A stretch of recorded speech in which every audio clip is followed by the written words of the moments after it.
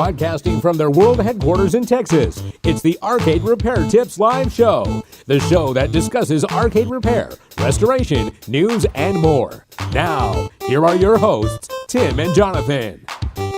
Hello, everybody, and welcome to episode 95 of the Arcade Repair Tips Live Show for January 2025. My name is Jonathan Leung. I'm the producer, director, and editor here at the Arcade Repair Tips series. And joining me today, as always, and enjoying a good football game at the same time, is Mr. Tim Peterson.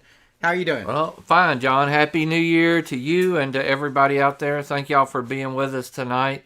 2025, it just seems crazy. Futuristic. Yeah, I don't know. I feel like we're in the twilight zone. It just doesn't seem real. But 2025, here we are, a couple days in. Yes.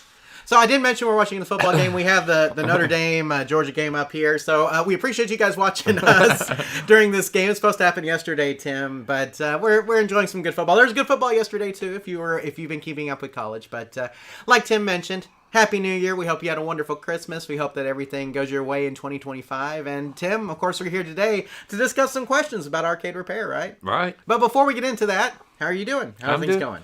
Doing good. Survived Christmas. It's kind of weird being here. You guys probably noticed we exactly started on time today because I was off. I'm on vacation the rest of this week. So enjoying a little R&R and getting a few projects done around the house. I really haven't got any arcade work done, but I'm getting some stuff ready. I got a game I'm fixing to start working on, so maybe before the weekend's out, I'll get to start it. I'm going to help Mike with his pinball game. So a little bit of arcade repair going on, little minor repairs around the house, a little cleaning and organizing too. Understand. I feel like pretty much you have to do that after Christmas to a certain extent. You got all this new stuff coming in, yeah, and you got to find places for all this stuff, give away some old stuff, get all that kind of stuff. As Tim can testify, this place looks like a train wreck, but at least it's good enough for us to do the live show tonight, so I guess we can say that. But we do want to remind you that if you're watching live, that you can interact with us during the show by entering the live chat, Tim. We have several over there right now. I'm going to go ahead and talk to them real quick. We got Jumping General, says Happy New Year, everyone. We got Encore's Arcade, says Happy New Year. The Real Hammer Billy Lee is here. He also says Happy New Year. Nate Berg, Happy New Year. Delusional says, hi everyone, Happy New Year as well. Or Merry Christmas, he says, to those still celebrating. Maybe you are. Encore's Arcade is here, Tim. We got Dolphin. We have a Dolphin here. Says, Happy New Year, guys. Robbie J is here, Tim. And Delusional says he is also cleaning up the home arcade. And over the past week, he's been doing that. So, and Nate says, I hear that. My workshop feels like storage. Too many projects. Yep. I think this is the time of year where basically everything that you had from the previous year is piled up in your game room. And so January may be a good cleanup time for your game room. Game room cleanup January. So I don't know if we can turn that into like a dry January thing or something else. But maybe that's what we need to do. But we trust that you will get it all cleaned up before your next party. Hopefully I will as well. So, or maybe I'll just give everything away and we'll do that as the party. So I think so. Anyway, guys, we got a lot of questions this month. And so, again, if you want to interact with us during the show, you can leave additional questions in the live chat as we go along. But, Tim, let's go ahead and move into those questions. Okay. And so the first question we have here is from Shari. And Shari writes, we have 2 Cruis'n World games that were converted from Cruis'n USA. One of the games won't boot up, and we think we need to start by replacing the power supply. It's getting some power, it turns on, but the motherboard and soundboard little red lights don't light.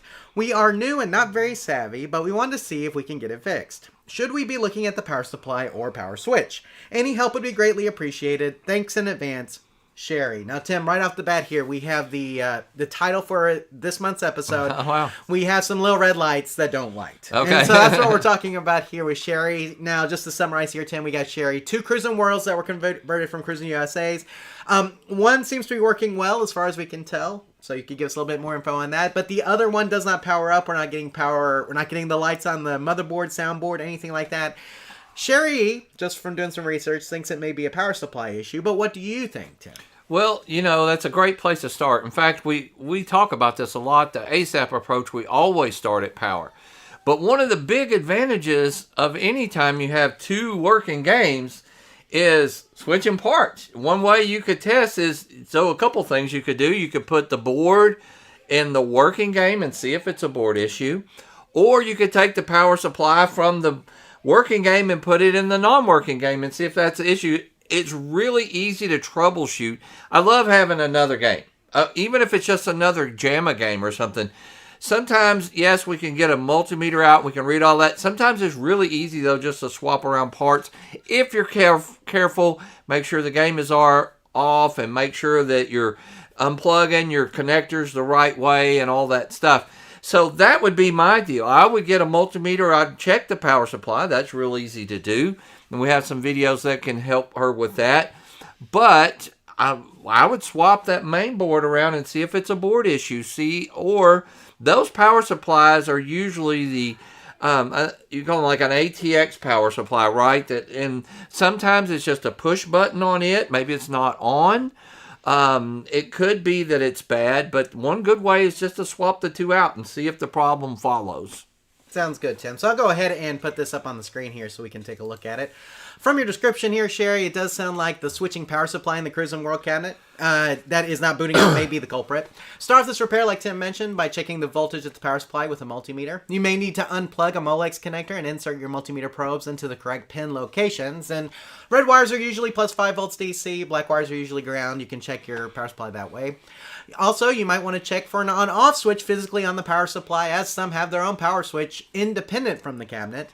Replace, of course, if the power supply is bad if you can't adjust it or if you're not getting any power from it. And it's always good to check some fuses too as well, just to make sure if you do see fuses that they are still getting flow of voltage through them. Tim, anything additional here for Shari before we move on? Well, you said it at the end of the slide. Sometimes there's fuses in those power supplies. Sometimes they're the kind you twist and pull out.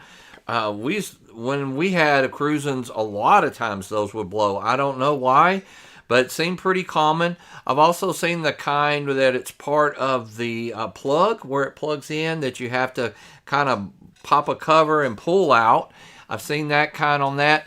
She didn't really give us any pictures, so we couldn't really go into a little bit more details there. But like I said, the great thing is having one working machine and one non-working machine. You do have to be careful because let's say it is a board issue or something and you plug that into your working game. Sometimes parts can go backwards and cause problems, but not very often. That's pretty rare. At least switch the power supplies and see if the problem follows is where I would start. Sounds good. So Shari, hopefully answers your question, and good luck getting that non-working Cruis'n World back working again. Okay, Tim, gonna go ahead over to the live chat real quick. Let's see. Yeah, Delusional says, it's good that they have two of them. Much easier to swap parts and troubleshoot. Absolutely. Joe says, 100th episode coming up. Tim narrates Charlie the Book or sings the art rap song for 2 hours. Is that what Oh, we're my gonna goodness. do? I think we said at one point that 100 was going to be it. So you only have 5 more episodes. Right. I'm surprised I made it to 100 episodes. 95. 95 is a long... 95 in 2025. Yeah, there we go. There you go. That's where we are. Well, we would hit our 100th episode this year. That's exactly correct. Yes, you are correct. Maybe we'll come up with some good ideas for a 100th episode. Will we be, what do they call that on TV, like a sitcom once they hit 100 episodes? Oh, I know. Well, you That's know, when we go into syndication? Yeah, syndication. We're just going to be in syndication and make money for the rest of our lives, right? That's right, exactly. We don't need to do any more new episodes. We'll get checks from YouTube for like 27 cents. Yeah, and we'll exactly. be like, yeah. That's about what we get now. Anyway, we're digressing. Sorry, guys, but no, I think this one's pretty easy. It does help to have. And I can't tell you how many times we pull JAMA games back to back. And switch the monitor plugs just to see if it's the monitor. We butt them up against each other and just hook the monitor up, but with power, and to see if they would work that way. Sometimes it's just easier. Absolutely. So let's see what else we have here. Delusional says, just make sure you use the proper fuse replacements. Never swap out fuses with different values. Absolutely. Make sure you're replacing those fuses with the correct values, not the ones that are necessarily even in there now. Right. From the original manufacturer recommended. Right. So check your manual. And make sure that you're using the correct fuses that the manufacturer wants you to use. For sure. Used to have an assistant tech, and they would do that. They would just be like, well, it blew a 5 amp, but I put a 30 amp in there, and it's working just fine. And I was like, no, we need the fuse blowing is a good thing. It helps us determine what the problem is. And we don't, when we were first new, we were like, oh, it's just a blown fuse. And but how many times have we seen gum wrappers and stuff, fuse bypassed all together? Absolutely, yes. And never a good thing. For sure.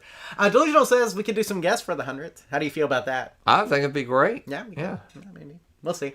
I don't know. We got 6 months, right? Right. So, I mean, that's a long We time. got to make it through tonight. We ain't even worried about next month yet. Exactly. So hopefully we can. Hopefully we can.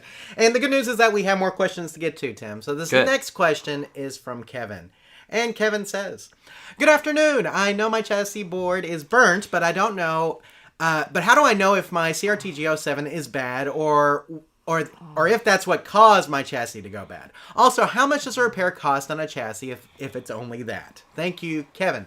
So, Tim, we have Kevin here, and all he says is that he's got a Electrohome G07 monitor chassis that's burnt. Okay, and so he's asking, like, is that how I know it's bad? Or how do I know it's bad? And what caused the chassis to go bad? Now, Tim, I think we're both going to be in agreement here with the fact that it's really hard to tell just from looking at a board whether or not it's bad or good, correct? I've seen some that looked horrible, and when they worked. I've seen some that looked pristine that didn't work. So, but, I mean, generally, that's a good way to... We always talk about a good technician uses their ears and their smells and all their senses. So, a lot of times, if you smell or see smoke where there's fire, there's probably a problem. And so...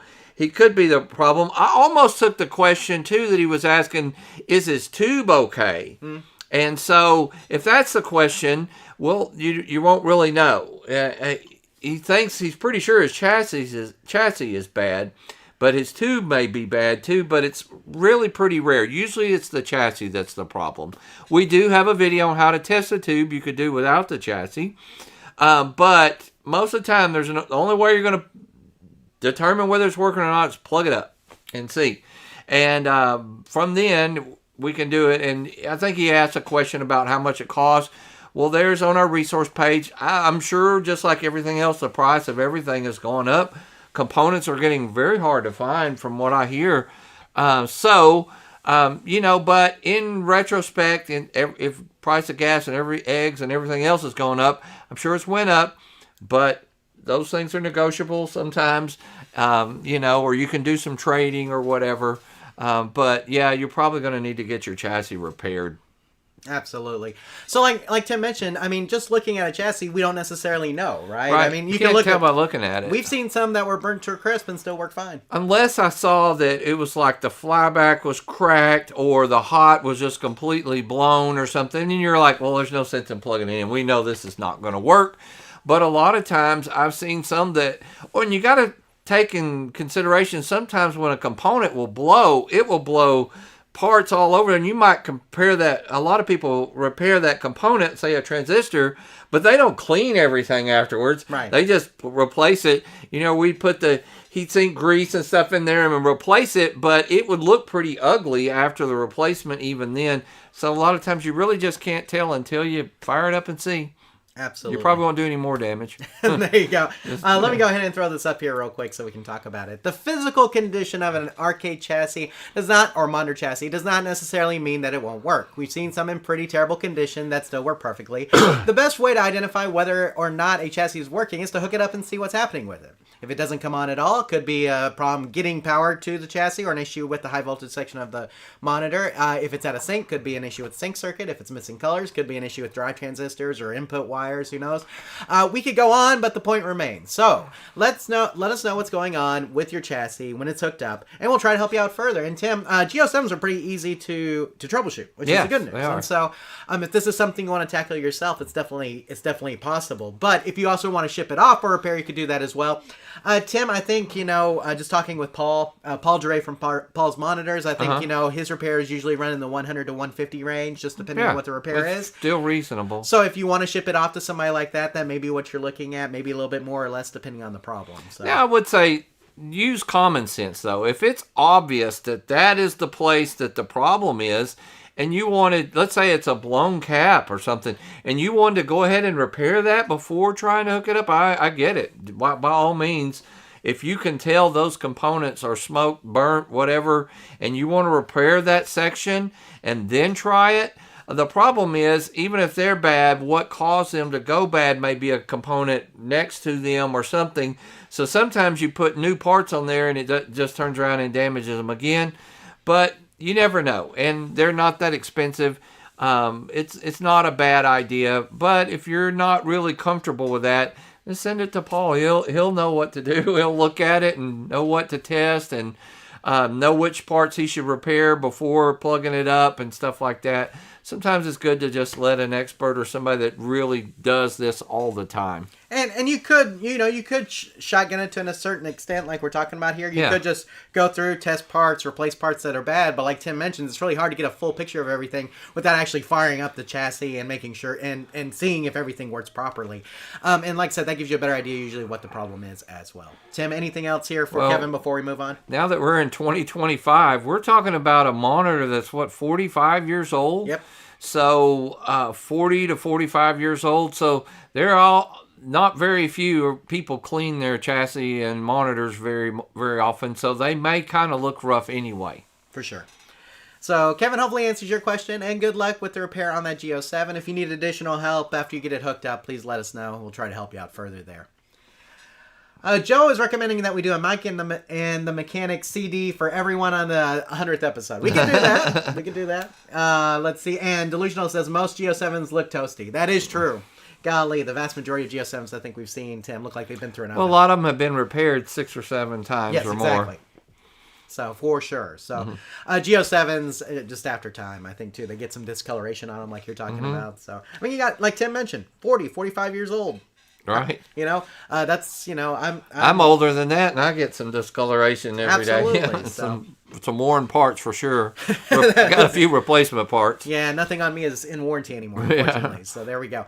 But anyway, hopefully it answers your question there, Kevin, and we look forward to hearing back from you if you need additional help. So, okay, Tim, live chat's caught up. Let's go on to our next question here from Joe, Tim. Now, this one's a little bit tricky. We'll see what people can tell us about it here. So, hello, I'm Joe from Detroit. Can you help me identify this monitor that is currently in my Phoenix arcade game? Now, Tim, it may be hard for the people who are watching live to see. I don't know. We try to do 1080p quality here, but these are kind of small photos as well.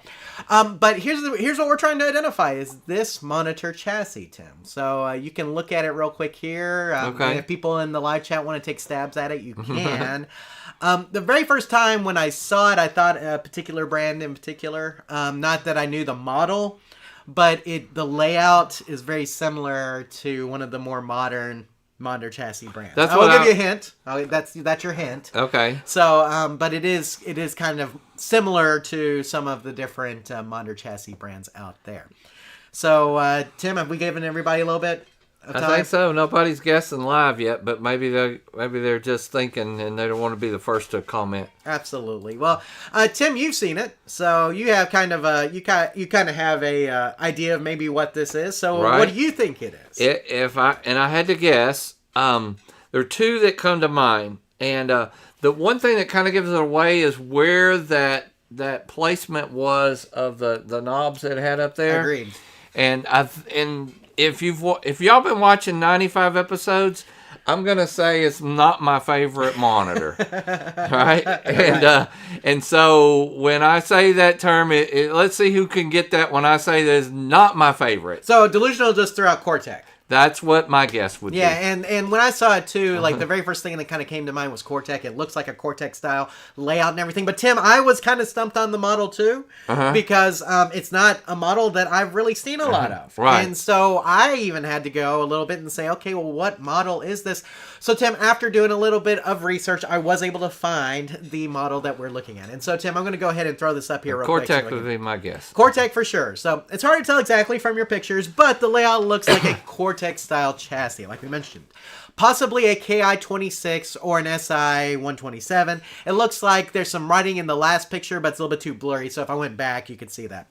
But I found a picture on the old Arcade Boneyard site, Tim. I don't know if you've been there. I have. And it looks like it matches up. I found a picture of the KI-2620 SI-127, and this is that picture that came from that site, Tim, and I have a link here, but that pretty much looks like exactly the monitor that Joe has. And so a KI-26 SI-127, which is not a monitor we see a whole lot of, like I mentioned.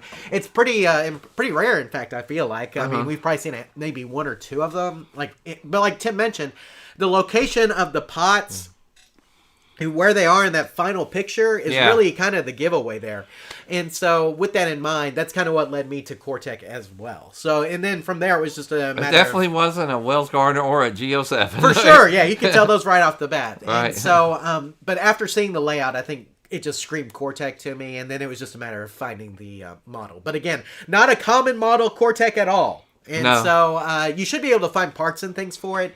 And something to remember, guys, is even if you can't find a cap kit for your specific model, if you will just write down the cap values that are currently on the monitor, you can do that as well. Okay? Now, I'm not saying all those caps are correct. Okay? Right. Maybe We've not. had to do that several times. Right, but it's at least a starting point for you to go from. Hopefully you can find somebody who sells the cap kit for this. And Tim, I wouldn't be surprised if you contacted Arcade Parts and Repair if they were able to get you one of those. Because I'm sure that's what he's trying to do here, is probably repair this thing. He didn't say what was wrong with it. He was just looking for identification.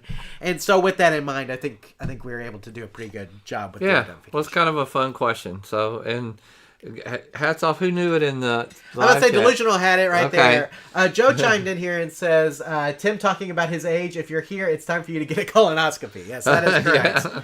So, for sure.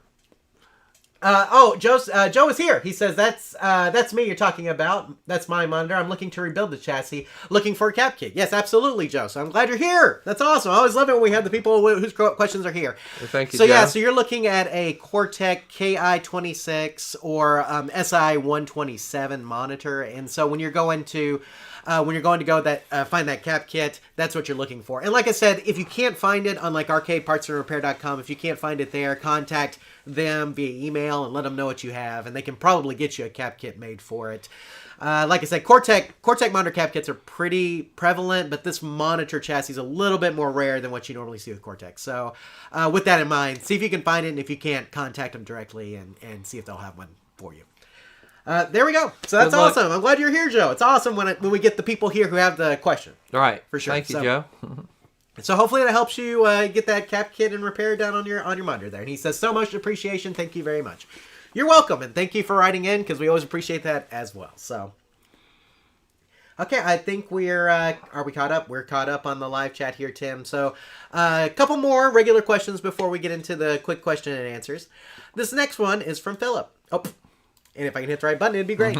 There we go. And Philip writes, hey, how's it going? Love the page, and I've learned so much from you guys. So I've acquired a Sharp Image 25-inch monitor. I was able to pick it up for $100. I'm in the process of building my own arcade. I own 6 or so now, and I'm taking the next step and building my own from scratch. A project I've always wanted to do. What would you recommend power-wise for the monitor, and what connector would you recommend for the picture connection from the monitor to the JAMA board? Thank you so much. I really appreciate the tips. Philip. So, Tim, Philip sounds like he got a really great deal on the Sharp Image 25-inch monitor here. Uh-huh. And so what he wants to do is he wants to basically build an arcade cabinet from scratch. He wants to use this as his monitor. And it sounded like he had a cabinet that he had already pulled pretty much everything. Or he's starting from scratch, so he has nothing. He got a monitor, and he's going to build a game around it. Correct. Right? He's got a monitor. He's going to build a cabinet around it, A-wire and everything I like understand that. And, that's probably live chat we can talk about this conversation. That's probably about where we were, about 5 or 6 games, and then you think, I'd really like to build my own. Make it my own control panel layout. Of course, we were really wanting to build a main machine right off the bat. Right. But we had several games, and we were kind of like, it'd be fun to do that. So we get it where you're coming from. Most Sharp Image monitors they're pretty new. This doesn't sound like a very old monitor. And so it probably has its own built-in isolation transformer. So it wouldn't require that, although you can still put one in. Right. Won't hurt anything. So but you probably don't need it, and so you can just run power straight up to it. Not that big a deal. I would definitely go through a fuse. I always like on Bob Roberts' page where he has kind of like the bottom of the cabinet already built. Even if you don't order, what did he say? His grandson used to make them or something, right? That's right. Even if you don't order it from him, he's got a really good picture on how to do it. Yes. And so I think we're going to be showing that here in a minute. Okay, I kind of have another question. I kind of have copied that, right? Mm-hmm. So I've kind of looked at that and went, oh, I could do this. So I need this part, and some of it, wiring I had, or I might get some new wires and stuff. Have some fun with it. What's your level that you want to do? Do you want to build every single piece from scratch, or could you just buy the base from him and start from there? Whatever. Now, the monitor connection, they typically just use a 6-pin Molex connector that's not very hard. You can get them at a lot of our repair sites. I think you're going to mention Mike's Arcade has them. Those are good and know how to. We got some videos on how to pin those and do that kind of stuff. So maybe that'll help you, Philip. Pretty easy. The deal is, are you going to build? We've done both. We bought cabinets and gutted them and repainted them. And I have built, the last couple of games I built were straight from scratch. Went to Home Depot and bought some wood and made a cabinet. So quite a bit of knowledge in that area. If there's more questions that you have down the line, please feel free to write us or call us or talk to us about it. Absolutely. So, Tim, let me go ahead and throw this up here and talk about it. So, most sharp image monitors are new enough that they do not require an isolation transformer. With that said, the monitor will work fine with or without one installed. So, you might want to hook one up just to be sure that you don't end up needing one and blowing some diodes or anything like that. Because that's usually what happens if you hook one up with an isolation transformer that requires it. Sharp image monitors typically use just a single 6-pin Molex connector in order to hook up the monitor input wires. Mike's Arcade has the Molex KK series 6-pin with the 1.56 pins that you can get, and it's $5 or something like that. I mean, it's cheap as all get out. And there's a link here, and I also put the link down below in the show notes, so you can see it there. If you buy a JAMA harness, it may have a monitor connector on there, but Tim, I want to say, like the ones that we get from Holland Computers actually have a little bit of space between the RGB pins and the ground pins. They're not like straight through.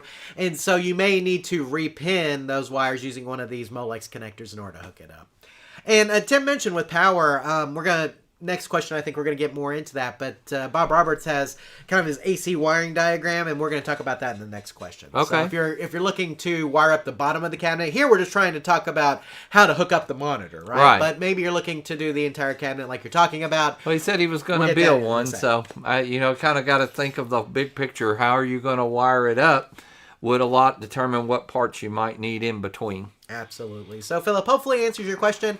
And good luck getting that cabinet built and that sharp image monitor mounted and hooked up to the rest of your cabinet. Having said that, I really am a fan of the isolation transformer. Even if it has it on board, those big ones in the bottom, I don't know why. I just like them. They just seem like, I like extra protection. Yeah, exactly. It doesn't hurt anything, even if it's got like the little switching power supply like on the chassis itself with the isolation circuit there. Like it doesn't hurt anything to have it in circuit with it. And if you replace the monitor with one that does require an isolation transformer, then you have it. You already have it there, and it's good to go. Yeah. So I mean, it's a good way to look at it. Yeah, exactly. I mean, because otherwise you're going to be looking for a newer style monitor, and if you hook it up without the isolation transformer, you're going to be blowing diodes. We definitely done it both ways. Exactly. So.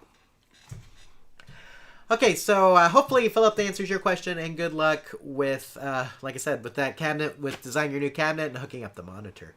Mounting it may be the toughest part. You gotta make sure you get those brackets in there real good. So, real quick, Tim, before we get to the next question, we have a question from Nate. He says, can you use a CRT TV as a replacement for a monitor? No swapping yokes or anything, just use a CRT TV. I guess if it doesn't work, mounting it would be hard without brackets. Yes, absolutely. So you can do that. You can some TVs you can figure out how to wire directly into the RGB circuit of the TV, so that way it'll actually work. Some you will need a video converter for in order to use. It just depends on the TV.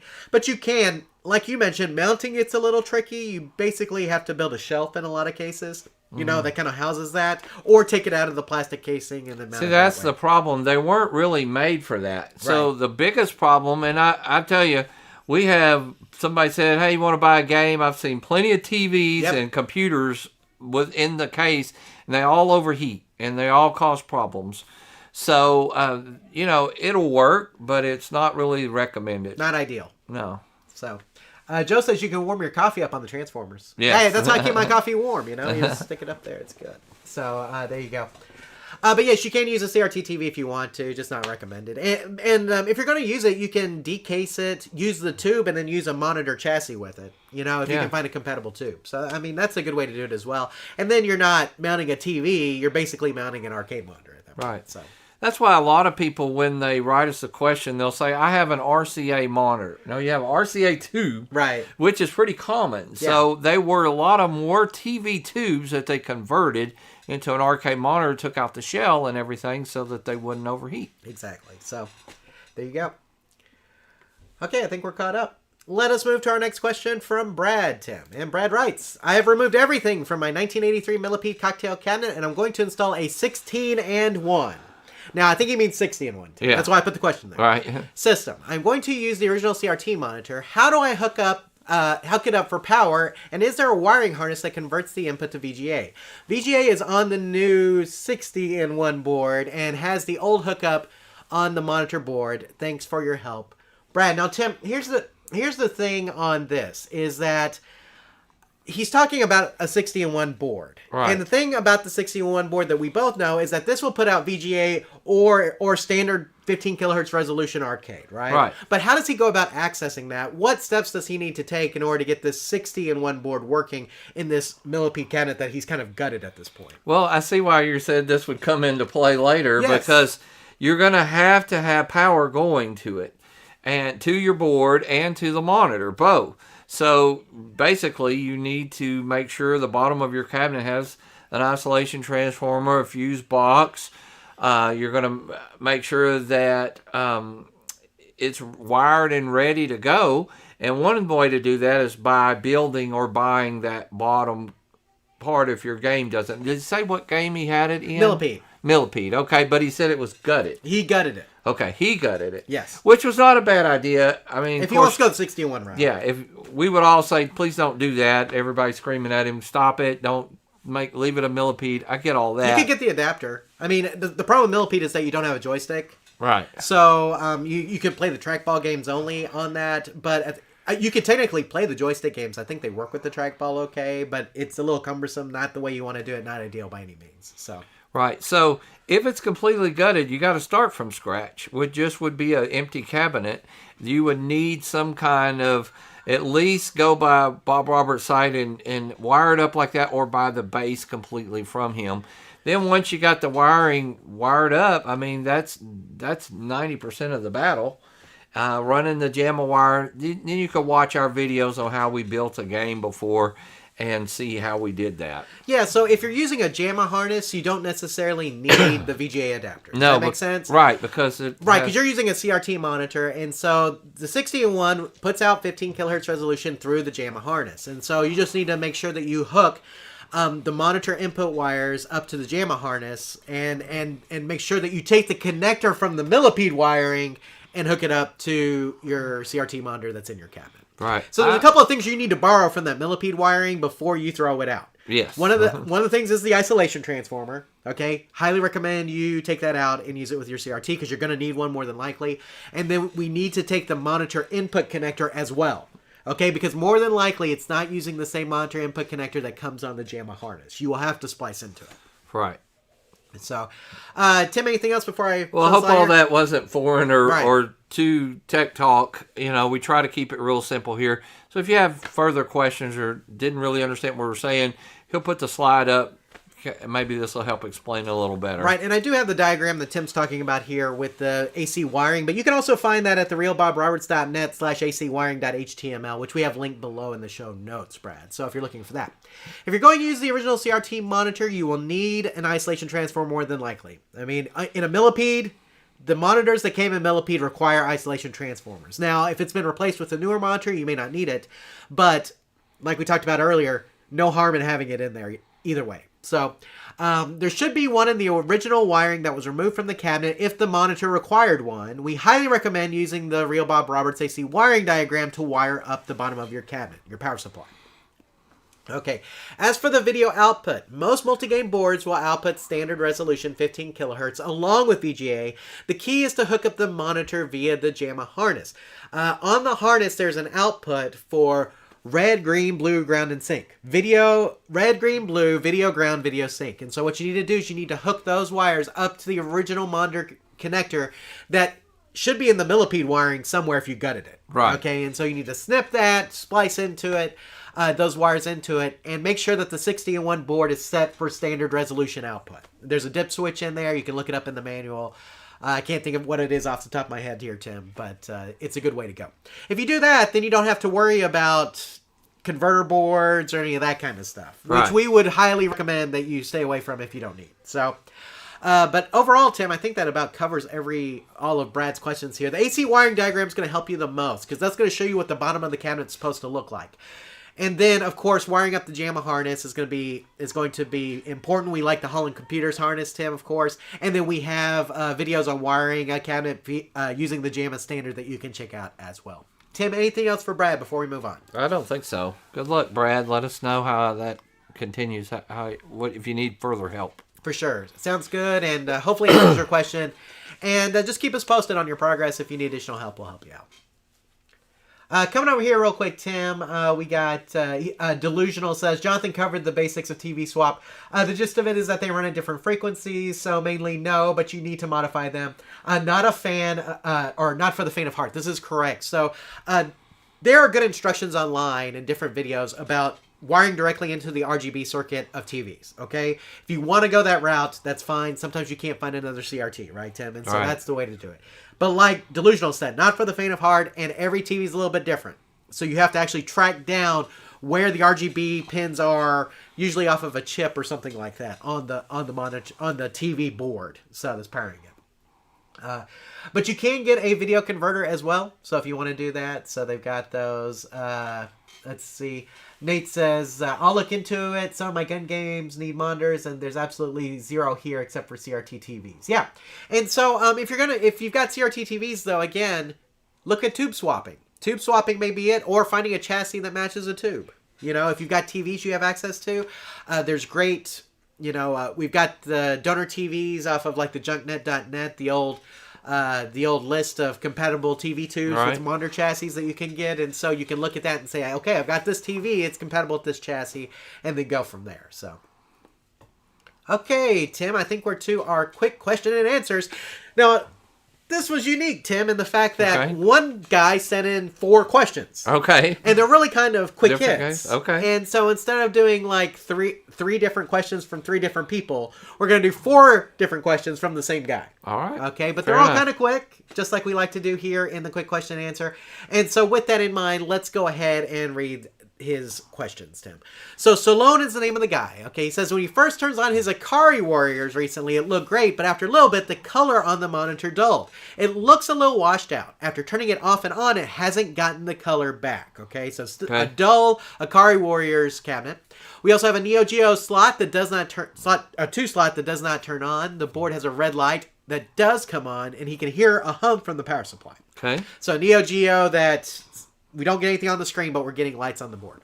And then we have a Toki that works fine for a while, but then it starts like not crediting up. So it'll credit up for a little bit, and now it just stays on the menu screen, never credits up. Okay. And the last one is a San Francisco Rush the Rock that boots, starts play, crashes, and then restarts. Okay, so just to reiterate here, an Ikari Warriors with dull colors, a Neo-Geo 2 slot with power on the board, but nothing else. A Toki with just menu screen and nothing. And then finally a San Francisco Rush the Rock with a reboot issue. So Tim, let's take these one at a time here real quick. So let's talk about the dull colors on the Ikari Warriors real quick. Now, it sounds like it was working fine, and now it's not. So what do you think's going on? This sounds like a classic cap problem. Sure. It needs a cap kit. Maybe a tube rejuvenation. Yeah. And I would also throw in there monitor input wires as well. Maybe. Like, you always want to check that. That's a good thing to check anytime you're having the way that they're dulling and stuff really sounds like a cap. For sure. The next one, I kind of think go hand in hand. The 2-slot Neo-Geo that's not booting and the Toki that kind of boots up and freezes. What do you want to do with those 2? Both of those probably need new power supplies. Or at least need to check, right? Need to check the power supply. Maybe need to adjust them. But it probably is a power supply issue with those. Sounds good. And then the San Francisco Rush the Rock that has the reboot issue, Tim. Yeah, that sounds more like it just needs it because it plays all the way till the crash. Right. So maybe just a little tweaking on that 5-volt line. Maybe getting it. If not, and you can't adjust it and it won't come on, won't work any better, then it probably could be your hard drive. Sounds good. So, Tim, let's go ahead and show what we discussed here and talk about them a little bit further. So, the Ikari Warriors, check the monitor input wires and pins first. And then see our post on installing a cap kit. It may actually need a cap kit. And it may be time for a tube rejuvenation as well if we're getting that real dull colors. Because it sounds like the colors were fine and then they've kind of gone out. Yeah. So, like Tim mentioned, a cap kit, maybe a tube rejuvenation is probably what we're looking at. But never a bad idea to check the monitor input wires as well. On the Neo-Geo 2 slot and the Toki, check the voltage at the board to make sure it is correct. Adjust and replace the power supply if needed. Both these could be game board issues, so see our post on inspecting an arcade board as well if you need additional help. And then the San Francisco Rush the Rock, again, check the voltage at the board. May need to turn it up a bit past 5 volts on the 5 volts line. 5.05 or so, Tim, like you mentioned. Could be a hard drive issue. And we have a link here, Tim, that will that you can click. That'll take you to the compact flash replacement, which is what you see over here on the left side of the screen. I would say you could probably go to 5.1 on Rush the Rock without hurting anything, and it may have to go that high. These driving games are very power hungry. We've talked about this before, Tim, and so anytime you have driving games, they tend to take a little bit more voltage than what you get with normal games. And so, 5.1 may even be acceptable in this particular case, especially on those PC-style arcade boards. Yes. So for sure. And Nate says the same thing. San Francisco Rush sounds like a power issue, needs to be adjusted with a multimeter. Absolutely. So let's look at that. So okay, Tim, anything else on any of these questions for Solon before we move on? I don't think so. It sounds like he's got a big game room or something, a lot of games to work on. We got a lot of different things here. Good luck to you. If you need to call us or write us back with individual questions, please do. You can call us and leave us a voicemail at 972. You can, though. 972, the number 8, AR Tips is an arcade repair tips. That's 972-827-8477. You can also text us there. I always forget to mention that. You can text us. Like, we get text there. In fact, text are preferred because if you call that number, you're going to get the voicemail. Yes. But if you text us, we may be able to respond back. Maybe. So usually we're in the middle of something whenever we get texts and calls, and so it's hard sometimes to reply back instantly, but you can always send your questions in via either calling us and leaving it on the voicemail there or texting us at that same number, the 972-827-8477 or 972, the number 8, AR Tips is an arcade repair tips. Send your voicemails and text there if you want. So before we move on to our news and discussion, Tim, let's go ahead and come over here real quick. Let's see.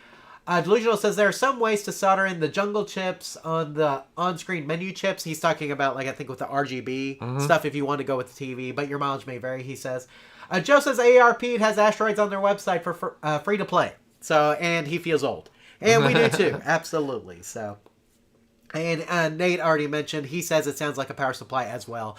We think it may be a power supply in that Rush to Rock as well. So just 5.1, maybe a little bit closer to what you want to be at with those power-hungry PC-style arcade boards. So, yeah. Okay. Are we caught up? Think so. Okay, for those of you guys who are watching the game, it is now Notre Dame 23 and Georgia 10. Yeah, Notre Dame just did a goal, pretty much, not a goal line stance, but they had it in the red zone. There you go. So... yeah, we can talk more about college football in the after show, so if you guys want to talk about that, we'll talk about what we did for Christmas. Tim, I can give a spoiler alert this way. I had the flu on Christmas Eve and Christmas Day. I was out of it. So, but I did get something that I did not tell you about.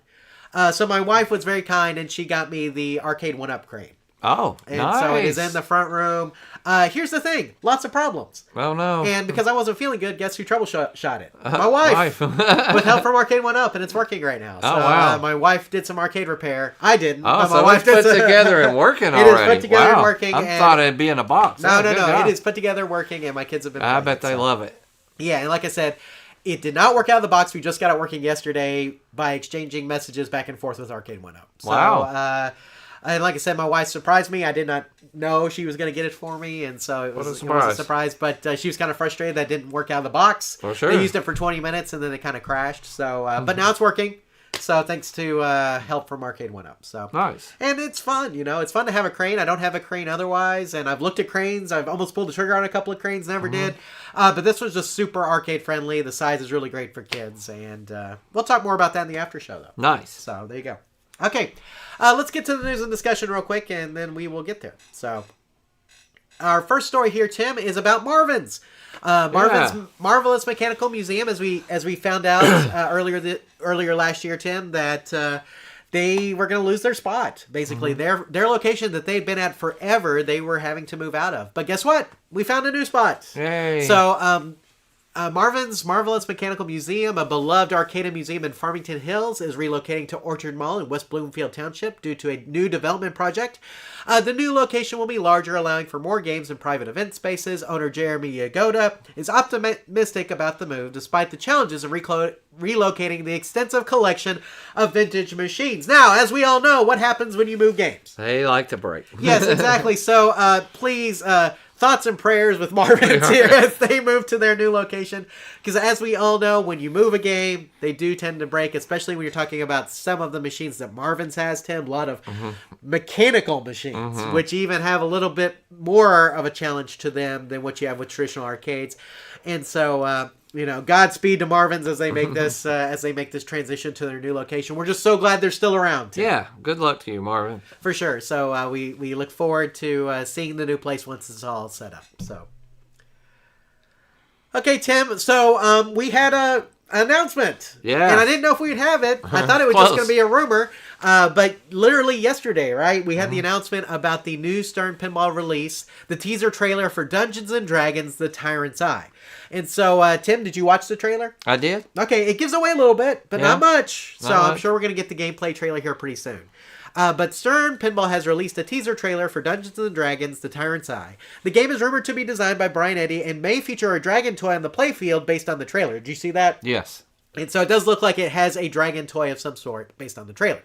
In the rumor mill, King Kong by Keith Elwin may be the next theme after Dungeons & Dragons. And so this is to the live chat, or maybe if you want to leave this in the comments, you can as well.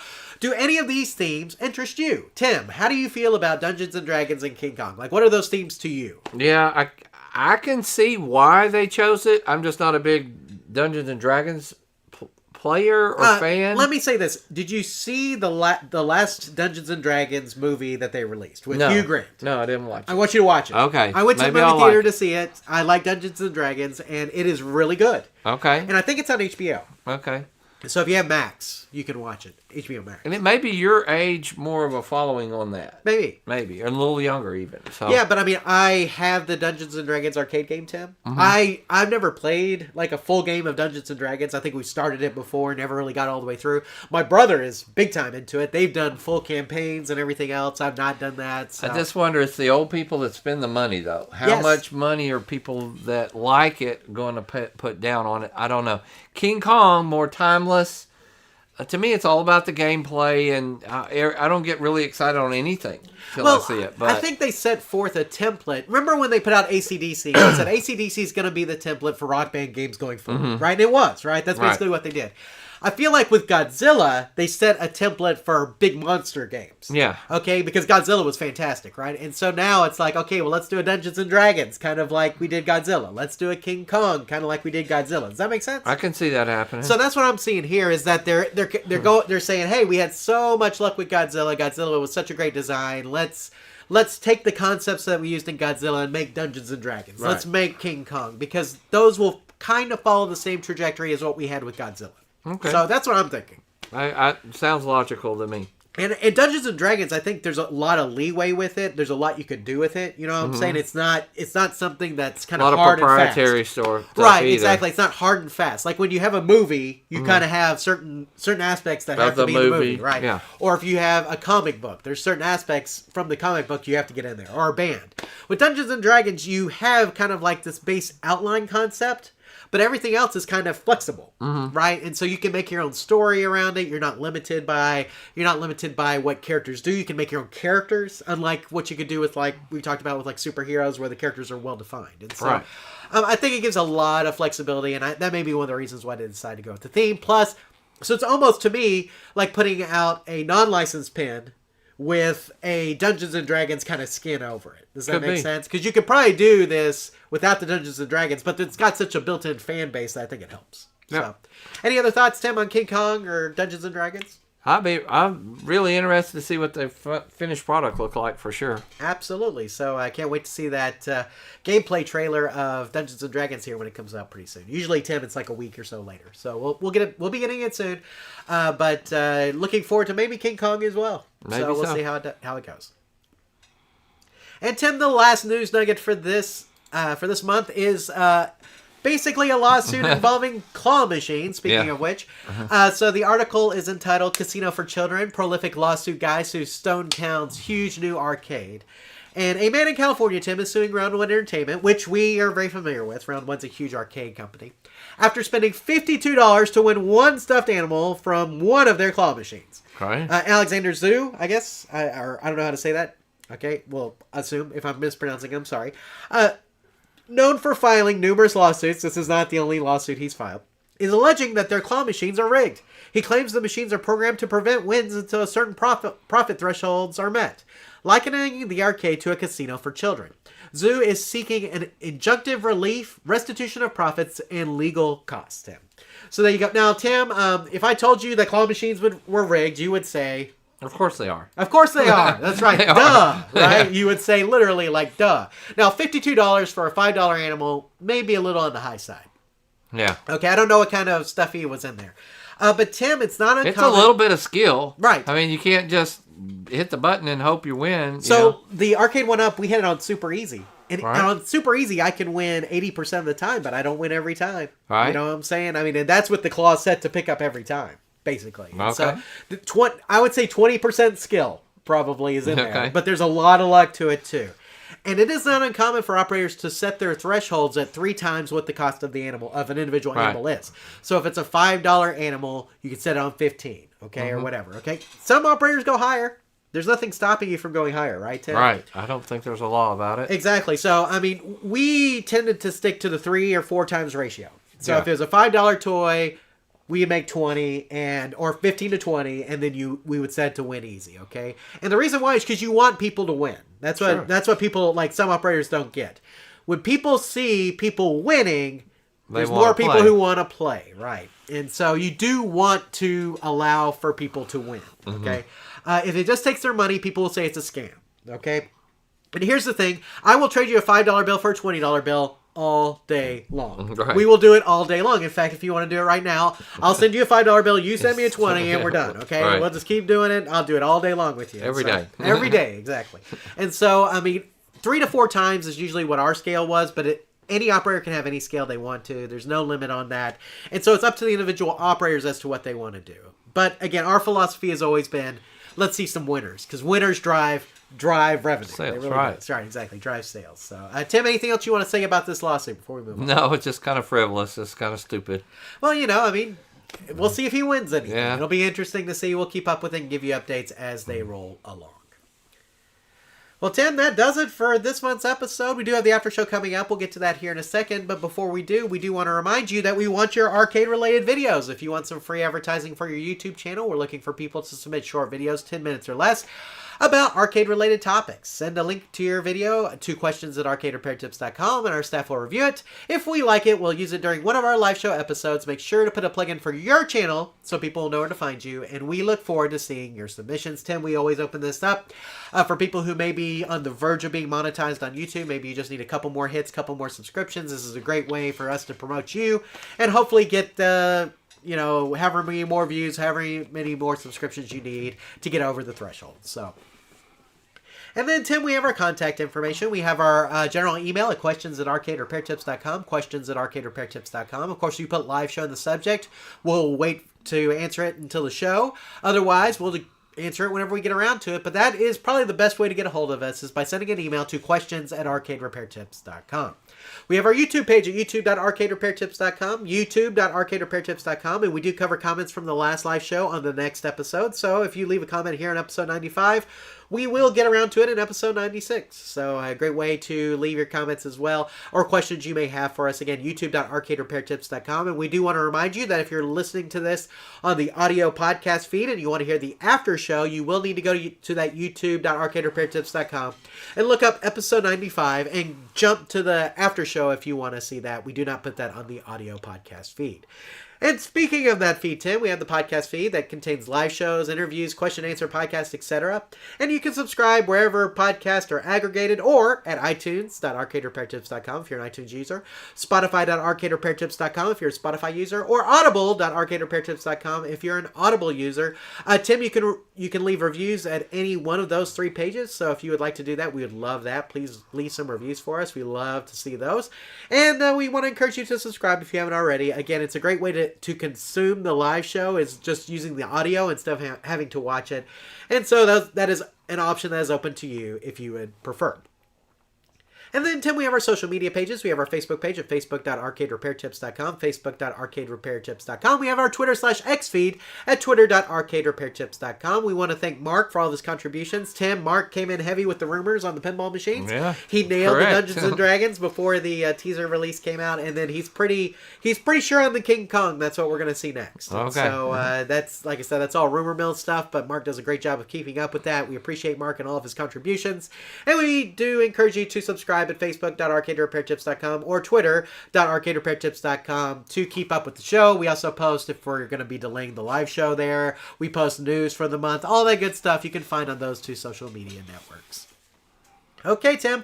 Well, I think that wraps it up for the regular edition here of episode 95, Tim. And so, is there anything else you want to say here before we move into our after show? No, I think we're ready. Okay. So, we're about to wrap up the normal show here, guys. And following immediately after the regular live show is the after show. Now, the only difference is that in the after show, we talk about any topic. So we'll be talking about TV shows, sports, all that kind of stuff. But arcade questions are welcome as well. And I will talk a little bit more about our experiences with the Arcade 1-Up Crane if you're kind of interested in that. And so if you're watching this on YouTube and you want to see the after show, just wait about 5 minutes or so after we close up here with the regular live show. And then we'll automatically come back with the after show after that. But we do want to thank you guys for being here tonight. We want to give a round of applause to the live chat, Tim. I feel like they did a great job tonight. Lots of contributions. Round of applause. When we were in the library, Tim, we used to do this thing. It's like a jazz hand, Okay. because you can't clap in a library. Oh, okay. But a round of applause to the live chat. We want to thank all you guys for being here. Awesome having you guys here tonight and asking questions, jumping in there with comments. We love that. And if you missed and you're watching this after the fact, we would encourage you to be here for the next live show as well. And Tim, anything else here before we sign off? No, thank you guys for being here. Happy New Year to everybody. We do hope that, one thing about, we can't change last year, but we can always look forward to it. And maybe we can do some changes this year that will make this year a good year. So good luck to you and your family. We hope that this is a successful year for you and that you get some games fixed and enjoy playing them. Absolutely. Happy New Year, guys. We hope you had a wonderful Christmas. We look forward to a great 2025, and hopefully you will be here on the first Thursday night of every month this year to join us for the live show. But until February, guys, we hope you have a great month. And remember, here at Arcade Repair Tips, when you fix the game, play the game. Take care, everybody. We'll see you next month, or we'll see you here in about 5 or 10 minutes for the after show. Bye, everybody.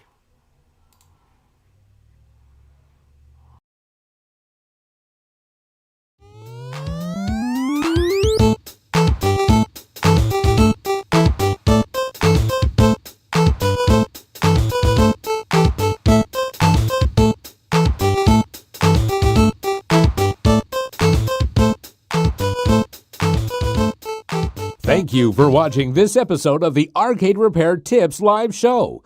All of our past episodes are available on our website at arcaderepairtips.com or on our YouTube page. This show is intended for entertainment and educational purposes only.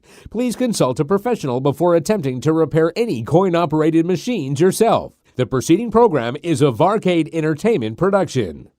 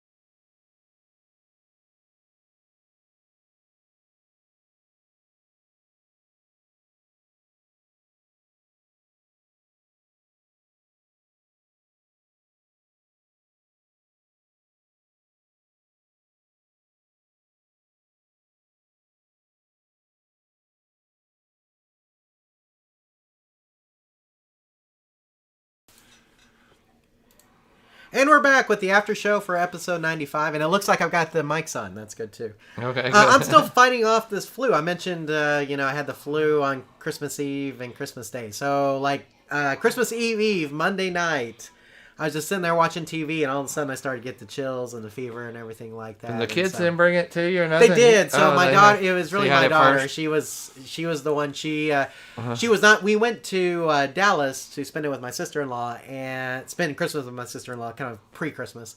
And she was not feeling good. But kids, they can get over this stuff quick, and us adults take a little bit longer. And so I'm still finding it off. My energy level's not as good. I'm still having some drainage and things. You know how it is, Tim. It's just I have not had a fever, in probably at least 5 days. But it's just one of those things where it's like it's left over, and my energy level sucks. Right. My energy is not where it usually is either. So it is what it is. Glad to be upright and walking around again because for 2 days there I was literally in bed. So it was rough, but. Again, just glad to be upright. So, Tim, how was your Christmas? Hopefully you didn't have the flu. No, I didn't. It just flew by so fast, and it was a good Christmas because most of you, if you've watched the show a long time, my son was in the military. He lived in South Carolina, and now he lives in Fort Worth. So he was here for Christmas, and then we went to see him after Christmas, and he took me to my first time I've ever seen Oklahoma play in a bowl game. So we went to the Armed Service Bowl football game, and that was really fun, even though my team didn't do so good. But it was a fun time, and we got to do some stuff up there. And so it was just really busy, but overall, both kids home, everybody kind of slept in. We didn't have a get up at 5:30. Do your kids get you up really early for Christmas? They do. Usually, really early is probably 7. Oh, we're up about 7:30 or 8. It's not as early as you think. So 7 o'clock is probably it, which is about like what we'd wake up for school. A little bit earlier than that probably. So, what'd you get for Christmas? And if you're in the live chat, what did you get for Christmas? We concentrated a lot just on others this year because you're like this too. Sometimes if we want something, we'll just get it throughout the year. Or Sure. I know my wife wants something, we'll go ahead and get it. Or we'll save some money and get it. So the one thing that we got some money, which we needed.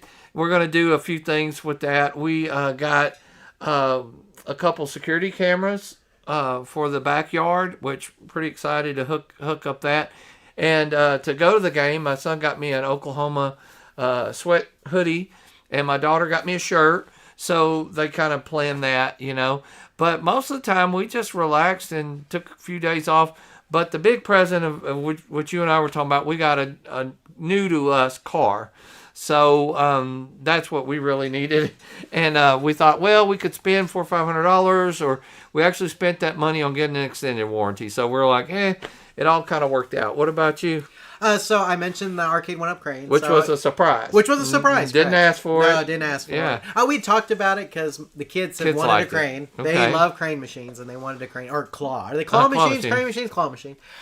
So they've been wanting one. And so I've been on the lookout for one. I told Tim that. But so does it have the spider-like or scoop? It's got the spider. Spider. Okay, so it literally picks up But it's plush got little toys. rubber feet on it, too. So it actually comes with capsules. Oh, that capsules. it picks Okay. up. So you can put stuff in the capsules and it picks them up and everything. So, but like I mentioned, my wife put it together because I was not feeling good on Christmas Day and the kids wanted to play it. They played for 20 minutes and it broke. And then she contacted support and they walked her through like several things. Finally, it's working now. My wife did all the work on that. So Look at Deirdre go. yeah, exactly. My wife she's been the arcade repair technician in the house lately since I haven't been feeling good. But she's got it working. We've been playing it. Kids have been playing it. My daughter had a whole bunch of plush stuff like that she wanted to give away, and so we threw it in the crane. Right, Yeah. It makes it easy. So so fun. it's working.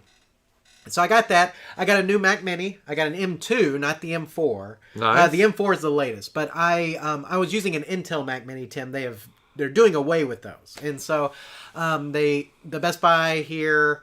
Had a great deal, and so I ended up getting one. And so, I'm in the process of setting it up. In fact, it was set up exactly where this computer was before we did the live show. And so I had to come in here and take the Mac. Actually, it's down there on the floor if you want to see it. So, but I got that. I got, and then just, shirts and got Got a couple of wrestling shirts, video game shirts, a couple video games. Tekken 8, I think, was one of my video games that I got. So they're up to 8 now, Tim. That's how many Tekkens there are.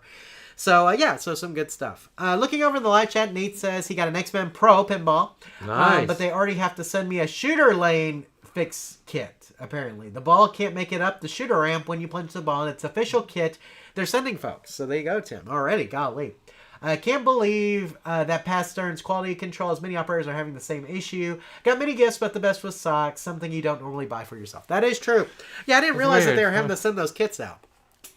Now, I have a classic X-Men Pro, as you know. That's one of my favorite pinball machines. So now we know that Notre Dame did win the game. Okay, Notre Dame. Okay, it's going to be Notre Dame and Penn State, right? Yep. Okay, so there we go. And Texas and Ohio State. So there we go. But yeah, there's. I'm happy with what I got. Had a good year and everything, and I got a nice work bonus, Tim. We do end of year bonuses. That's always good too. So I'm happy with that, and very blessed. And just I wish I wouldn't have been feeling so bad, but other than that, it was a good Christmas. So yeah, I think like I said, the older you get, it's less about what you get anyway. It's more like just watching the kids and they get their stuff. And next year I'll be watching a grandkid, so that will be exciting for me to be able to experience that. And then especially when she gets really bigger, to really get into it. Yeah, I was about to say, my kids are kind of in the sweet spot right now where they're kind of into it, right? Yeah, I bet they really enjoyed Christmas and stuff. Do y'all open presents on Christmas Eve, Christmas Day? We some do of both? One present on Christmas Eve and That's the rest on on how we Christmas used to Day. do it. And so my daughter, her big present was a new tablet. Okay. So she wanted a Samsung, one like mine. I have an S9 FE. And so she wanted an S9 FE too. So that was her big Santa present. And then my son wanted a motorized Lego train. Oh. And so that's what he got from Santa, was a motorized Lego train. So has he put it together? He has. So we have a train table because it used to be in the Thomas. The train table has now become the Lego table, has now become the Lego train table. Oh, okay. So now they've got it all built on there. So good stuff. They're watching the Beast games right now. Oh, yeah. Because I went in there. It's like fun. Usually we watch it all, but we'll talk about that here in a second. Anything else, Tim? How's your New Year? New Year was good? New Year was fun. We really didn't have anything planned. In fact, that was unplanned, purposely. And kind of at the last minute, a couple friends said, hey, we're having another couple over. Y'all just want to come over? And that's what we did. We just went and played some games and cards. And I figured we would cut out about 10 o'clock, and just go home, get to bed. But we were having such a good time. And they had a lot of food and drinks and stuff. So we were once it hit 11, we're like, well, we might as well stay till midnight. So we kind of watched the ball drop. I don't know, did this affect you? So everybody here at exactly almost midnight, all the cable, like 6,000 people lost their cable here. Oh, wow. Did you lose cable? No, I was fine. You're lucky. Even Mike did out there. All of Flint, Gresham, Bullard, 6,000 something customers right at almost midnight. So if you're like us and you cut the cord last year and you're watching the ball drop and then boop, it dropped all right and everything went out. So and it wasn't until like 4 or 5 o'clock the next day, and it was New Year's Day and nobody had cable. We were using our hotspot and we were fine, but people were really panicking. They were like, really, I can't watch Texas play. I can't watch this. And people were really upset about their cable going out. Cable and internet. I was about to say, ours is pretty stable here. We do get outages, but it's rare. It was Optimum. Yeah, Optimum, so I use. Yeah, so they said it affected, I guess, somebody cut a fiber optic line or something in South Tyler, and I saw that they were repairing a utility pole. Looked like somebody ran into it on South Broadway. Yeah, knocked it in half. Yes. So, like, they had it down to one lane on South Broadway, or actually on North, or it's kind of towards downtown Broadway, that they had to repair it this afternoon. Golly. So, but it was kind of nice. We just slept in on New Year's Day and watched some movies. Didn't really do much yesterday, and then today we slept about half the day, and we finally we got to get going. So we got a few projects done today. Yeah. So I did not work the day after Christmas because I was still feeling bad. I worked the Friday after Christmas. I worked the Monday, New Year's Eve. Basically, and I work today. Okay. But here's the thing: I've been getting off early pretty much every day, except for today. Today would be the only day I didn't get off early. Tomorrow I'll get off early. Fridays are usually light. So, So I have been actually working too, as I haven't been feeling good, which is great. So, but there's things that need to be done. So, I mean, you got to get stuff done. But I mean, New Year's for us, we were supposed to go to New Year's party. We were invited. And so my wife took our kids, but I was still not feeling great. And on New Year's Day, we were going to do Christmas with my family. So I'm like, I really want to feel good for that. And if I stay up late, I'm not going to. Right. And so I ended up staying home and just resting. They went to our friend's house and hung out. And my daughter spent the night over there, and my wife and son came back, and we just hung out until the ball dropped, and then we went to bed. Yeah. So, and then New Year's Day, I went over to my parents. Excuse me. And I'm gonna blow my nose here. Great live action. We went to my parents' house, and we had Christmas because we didn't have it. And my sister was in, and so I got to see them. And we're going to go see them because we're going to a wrestling event in Austin again. Nice. Here in a couple weeks. So, but her birthday is tomorrow. Then my brother's birthday is the next day. And so I'm going to be calling them again, too. But got to do Christmas with my family, which I was looking forward to. And we did a football game yesterday, and I twisted my ankle, which is really great. So not feeling, still not feeling great. And twisted ankle. Yeah, exactly. But hanging in there, guys. I'm still good. Delusional says, took a trip with the family to Rockefeller Center to see the tree behind the scenes. No crowds there. Oh, good time. nice. It's very nice. So, Nate says, I can't believe how expensive Lego is. Would love to get these Atari or Nintendo consoles, but it's just too much.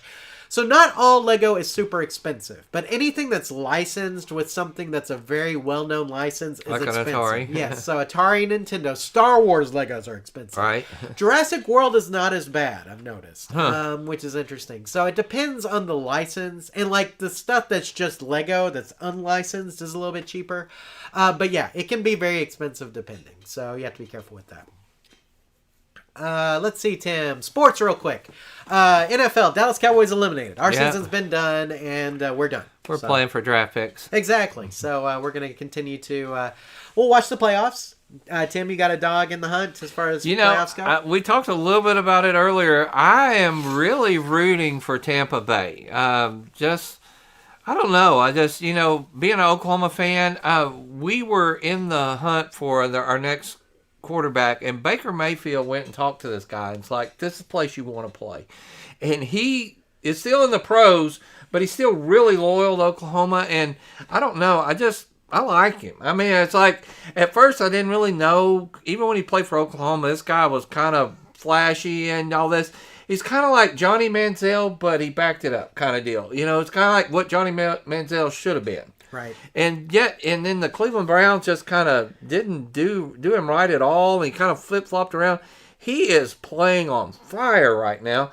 And so, for that reason, I'm kind of rooting for the Browns. Now, if Detroit wins, I won't hurt my feelings because Detroit. I think we got somebody from Detroit in here tonight, or one of our questions were. Yes, it was. Man, bless their heart. They're due. Yep. And so, if they win, that'll be fine.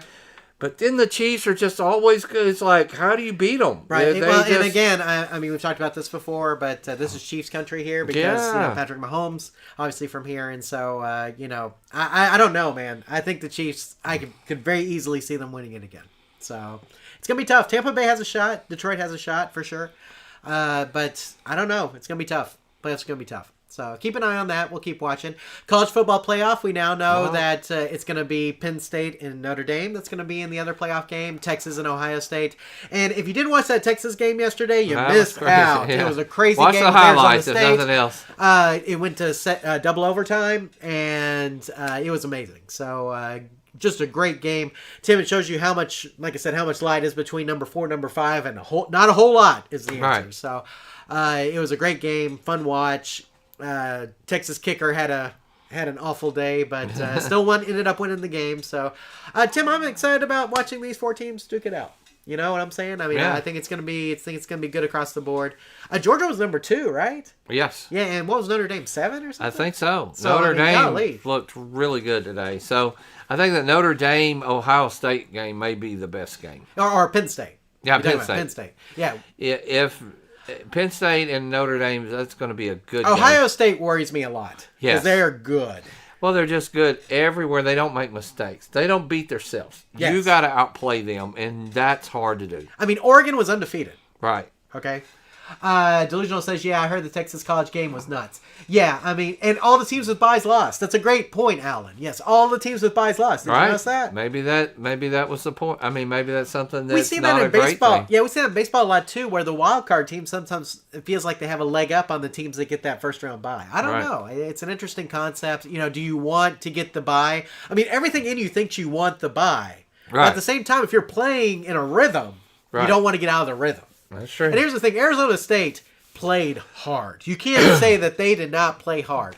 And even if Texas would have had the bye, I think it still would have been a hard play game. I think so. And it was crazy. So, but again, it's going to be exciting to see as we go forward for sure. I was going to look up a show, but I don't have Netflix on my phone and this phone. Oh, okay, there you go. Let's talk about NBA real quick. So Dallas Mavericks are not doing so hot. Luka is hurt, so we're kind of in a rough spot. We're 20-14. We lost our last 2 games without Luka. The Stars are playing pretty good. Stars are good, 22-13 right now, and we'll probably make the playoffs, Tim. I mean, I'd imagine so. They're they've been pretty much every year for the last so many years now. So looking forward to some hockey as well. So NBA right now is crazy.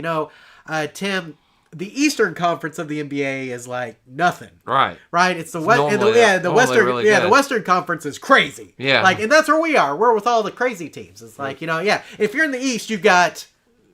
But the Celtics. Did we talk? That's about it. Did we talk about this last time where the Phoenix Suns though are making all their food $2? No, I didn't. Have you heard about it? I have not. So the Phoenix Suns have the owners it's crazy for somebody to have to pay these prices and bring a family. We're not seeing a lot of families. Sure. Because it's not only the parking and the tickets, then you got to feed all your kids and everything. He's like, I'm not seeing enough families. So from now on, if you bring your family, it's like $2. $2 for a popcorn, $2 for a hot dog, $2 for a drink. So a family of 4 can eat for $24. That's crazy. And he's hoping that because they're making their money on TV revenue is really where a lot of it is coming. Not everybody, but if you're able to, or I mean, it helps when they pack a house when they're playing. But he was like, but you shouldn't. It shouldn't be like I don't want to. Me and my buddies going. I'm not taking the kids because if I take them, I got to buy popcorn, snacks, and all this stuff.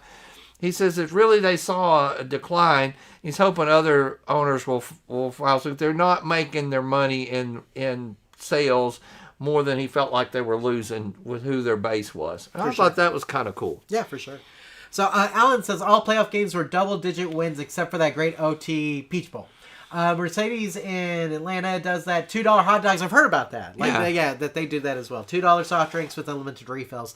I tell you what, here in Texas, concessions are expensive. That's what gets you a lot of times. Or you're like, we better go and eat before we go to the game. You're automatically saying, I'm not going to eat or drink anything. And, of course, one thing I told you earlier, I was disappointed when we went to the Armed Service Bowl.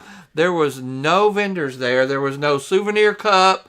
I was prepared to spend some money like that, and nothing. There wasn't any. The only cups they had were TCU cups. And I'm like, I don't want a TCU cup. Yeah, exactly. What's the point in that? Right. So, anyway, I was kind of disappointed in that realm, although I thought concessions were kind of reasonable. Yeah, I mean, Texas Rangers, though, when you go to a game, it's expensive. When we went to when we go to... wherever we're going in Austin, when we go to that everything there's pretty pricey. The WWE? It's usually the WWE, which is at it's on UT campus, the Moody Center. Moody Center is where we go for that, and so that's going to be pretty expensive. So I mean, concessions, man, you have a family of 4, it can get pricey real quick. Well, that's why people are sneaking stuff in or paying, just eating before you go. Yeah, that's what Joe says. Preload before you go. Yeah. You can get a really nice dinner for the price of those concessions. Exactly. So, Delusional says the Rose Bowl was delayed due to the extra security issues. Yes, we are aware of this. It was supposed to take place yesterday. And of course... So it's tonight, right? Yes. That's Ole Miss? Or is that... is that the one that they're talking about? I think so. Okay. The Rose Bowl was just tonight. Gotcha. Alan says Alabama charges $10 for a soft drink, $15 for a pretzel, $2 for just a hot dog. There you go. Or $2 for just for hot dog sauce. Oh. Wow. That's crazy. Yeah, that is crazy. So, drinks at a Ranger game usually run you about $8 for a large soft drink. $8, something like that. A hot dog will run you $6. if you just want a hot dog. Now, if you want like any kind of specialty food, though, it gets pricey quick. So nachos, like fully loaded nachos, are expensive, like $20. Let's see. At the Moody Center, they have all of kind of the local Austin flair there, so it's pretty expensive. Like the taco places are expensive, the pizza places are expensive. Like tacos will run you $20 for like 3, you know. So it just depends on where you go. I was gonna say American Airlines is probably about that much, $20 for pretty much any food item. I feel like. Right. So yeah, it is. It is what it is. So that's what part of the experience of going to the game is that you're gonna spend a lot of money. Let's see. And I mentioned that me and the kids were, for my son's birthday, he did not want to, we said we could do a party at like a trampoline place or we could go to SmackDown again. He said SmackDown. And he wanted to go to SmackDown. So that's where we're going. We're going to go to SmackDown, visit my sister in Austin again, and go see, Cody Rhodes is going to be there, we already know, which is one of our favorite wrestlers. So looking forward to that here coming up near the end of the month. So it'll be before we have our next live show, though. And Tim, they brought back Saturday night's main event on NBC. I don't know if you saw that. I didn't see it. So WWE used to do a program back in the 80s called Saturday Night's Main Event. It was on NBC, like actual NBC, and they would put like their big stars on there. And they actually brought it back. They're going to have another one at the end of the month in San Antonio. Nice. But it's on NBC, like actual broadcast television. Not cable, not crazy. Netflix, not anything like that. Seen that in a long time. Exactly. And they did it in retro style, which was really fun. They actually had Jesse Ventura do the commentary. Oh, nice. So, and he actually is still pretty good considering all. So, and Tim, the big news, of course, is that WWE Raw is moving to Netflix. If you haven't seen the millions of advertisements for it, goodness, man, I feel like every other commercial is WWE on Netflix. So, we will be watching next Monday, which is supposed to be a huge show. John Cena's coming back. Netflix had a football playoff game. They did on Christmas Day, which I passed out. I didn't watch. I didn't watch it either, so I wondered I guess have they how was the streaming, if anybody watched it? Yeah, I didn't watch it either. The big concern was how much of the streaming is gonna glitch or whatever. I heard mixed reviews. Some people had problems, some people didn't. So let's see. How about TV shows, Tim? You were mentioning some of the stuff you were watching. I finished up The Good Wife, which was 7 seasons, and it kind of ended, and it really was setting up, ended on a cliffhanger, and I'm like, I got to find out if there's a season 8, and then when I looked, no, that was it. That was the end of they didn't renew it, so I'm like, that's how it ends? After watching 7, what felt like a year's worth of this show. And but I did find out they had a spinoff show. I think it's called The Good Friend. Is that right? And anyway, it's a lot of the same characters, different show. The main character's not in it, and but it's pretty good. So I started it, but I was looking up on Netflix about the guys from Alabama, or what? Somebody helped me with the name of it. It just looks like a funny documentary that's coming out. Boys from Tallahassee. I have Netflix on my phone. It's brand new. It's looks really funny. Anyway, I thought that was it looks like I'm planning on watching it tonight. Other than that, it's been some Christmas movies, stuff my wife wanted to watch. We watched we watched a whole season in the last few days of. Have you ever watched Married at First Sight? I am familiar with the concept. The concept. So a little different than any other show. They start off never met, get married, and then they have 2 months of living together, honeymooning together, spending life together, decide if they want to stay married or not. So they are officially married. So was it Alabama or Mississippi? Mississippi or Alabama one. Somebody help us in the live show. Y'all know what I'm talking about. It's called like The Boys. Maybe what's that? No, that one looks good too. It's a documentary. Dang it. Tallahassee, maybe, brother. I don't know.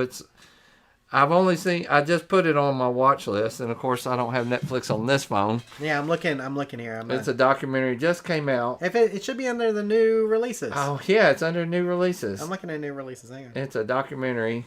Well, we'll figure it out. Yeah, I see crime documentaries, but let's see. New on Netflix, right? Yeah. Keep going. Oh, Horizon's on here now. Well, Chapter 1. Maybe it's old on Netflix and it's just new to me. They recommended it or something. I don't know. Called like The Guys from Tallahassee or The Boys or something. Okay. I can't remember it. these redneck guys are having a feud, and they end up.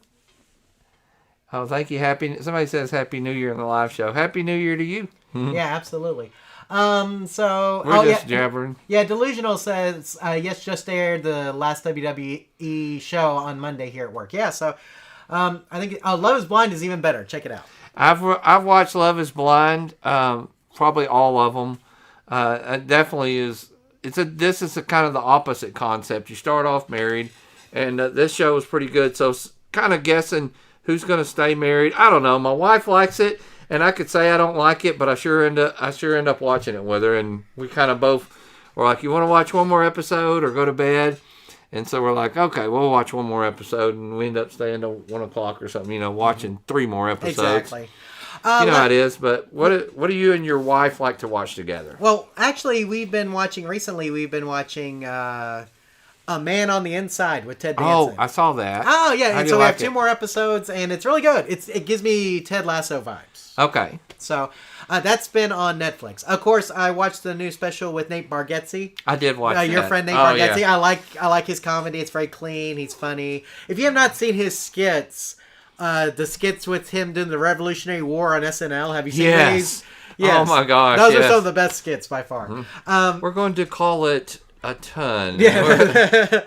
But we will have a name for 2,000 pounds. It shall be a ton. Yeah. What shall we call 1,000 pounds, sir? We don't care. We won't have a name for it. Yeah, exactly. Stuff like that. That's fantastic.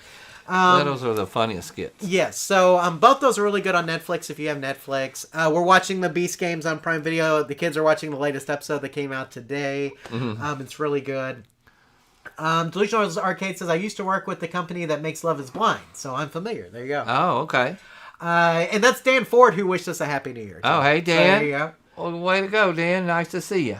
Dan says he just started Landman last night. People are binging this and they say it's great. So I never got into Yellowstone, and I know that some of my friends are like, "How can you not? Well, you love it." We're like, their world shuts down. Like, you better not call them when Yellowstone is on. Right. And now it's over though. Yeah, and so I'm like, I watched an episode or two, and I was like, it's not for me. But what is it about Landman? It's just maybe it's just West Billy Texas. I want to see it. I may start that tonight. Sounds good.